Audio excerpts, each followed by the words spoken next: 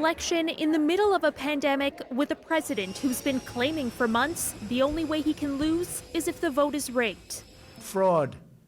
That's what they want. Fraud.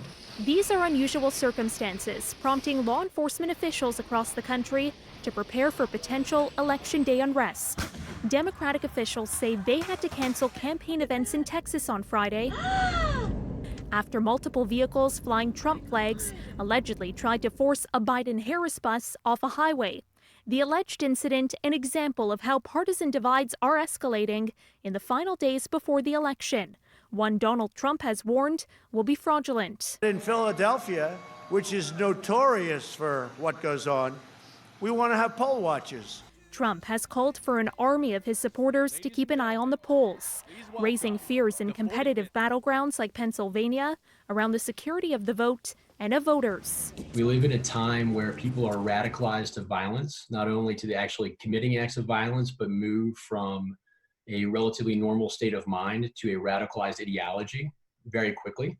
The state is one of at least 5 that are at risk for militia-style activities around Tuesday's elections. But prosecutors say they won't tolerate any voter intimidation. I got a jail cell and I got criminal charges. The International Crisis Group, which monitors conflicts and war zones in developing nations, now turning its attention to the U.S. for the first time.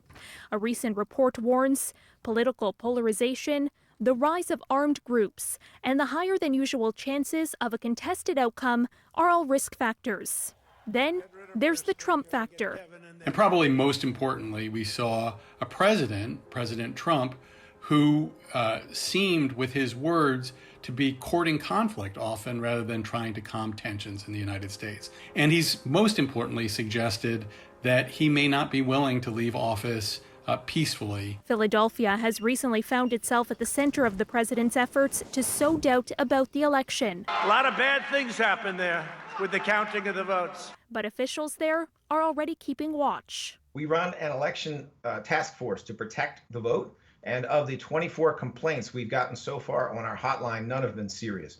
But we understand what's in the air, and we are going to be vigilant on Election Day. In Washington, D.C. this weekend, businesses are once again boarding up following a summer of protests as they prepare for the possibility of post-election conflict or even violence in the streets. For City News, I'm Caryn Ceolin.